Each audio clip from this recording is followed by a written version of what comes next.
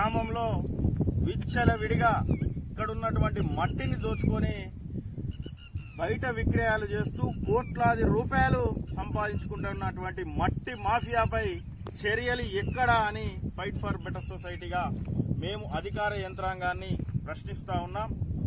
మరి ఇక్కడ పూడికత పేరుతోటి మట్టిని దోచుకొని పోతా ఉంటే ఇరిగేషన్ డిపార్ట్మెంట్ అధికార యంత్రాంగం, మైనింగ్ డిపార్ట్మెంట్ అధికార యంత్రాంగం, రెవెన్యూ డిపార్ట్మెంట్ యంత్రాంగం అవినీతి మత్తులో తూలుతా ఉందా?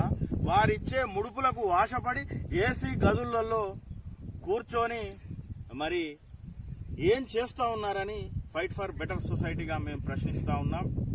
కేవలం ఎంతో కొంత అనుమతి తీసుకొని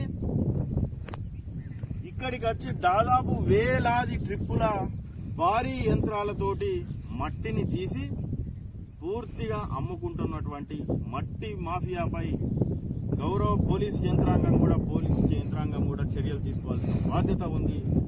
ఏది ఏమైనప్పటికీ సహజ వనరులు దోపిడీ చేస్తున్నటువంటి మట్టి మాఫియాపై, వారికి సహకరిస్తున్నటువంటి అధికార యంత్రాంగంపై కూడా పీడీ యాక్ట్ అమలు చేయాలని మేము డిమాండ్ చేస్తా ఉన్నాం.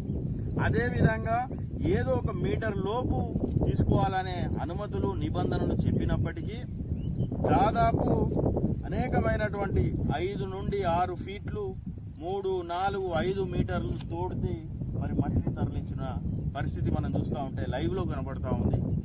ఇక్కడ ఉన్నటువంటి కొంతమంది నాయకులు వారికి అండగా నిలుస్తూ, అదేవిధంగా అధికార యంత్రాంగం కూడా అండగా నిలుస్తూ ఉన్నారు.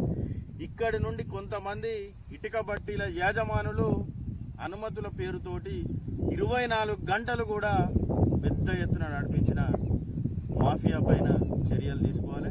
ఇప్పుడు వచ్చినటువంటి నూతన జిల్లా కలెక్టర్ గారు, మీరు వెంటనే ఇక్కడ పూడిక తీసినటువంటి మట్టిని నింపాలి.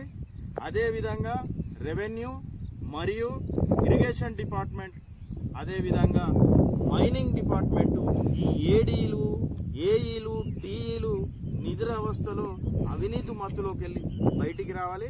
వారిపైన కూడా కఠిన చర్యలు తీసుకోవాలి. డబ్బులకు ఆశపడి ఇక్కడ ఉన్నటువంటి మట్టిని ఇతర ప్రాంతాలకు తరలించుకొని పోతా ఉన్నారు. ఇది చూస్తే మరి ఈ రాను ఎక్కడ చెరువుల అస్తిత్వాన్ని కూడా కాపాడవలసిన బాధ్యత ఉన్నటువంటి ప్రజాప్రతినిధులు, అధికారులు మరి అవినీతి మత్తులో చూడడం నిజంగా బాధాకరం. ఏది ఏమైనప్పటికీ ఇక్కడ మట్టి నింపాల్సాలి. అదేవిధంగా అధికారులపైన ఈ మట్టి మాఫియా చేసినటువంటి ఈ సంబంధించినటువంటి వారందరిపైన పీడీ యాక్ట్ అమలు చేయాలని మేము డిమాండ్ చేస్తాం.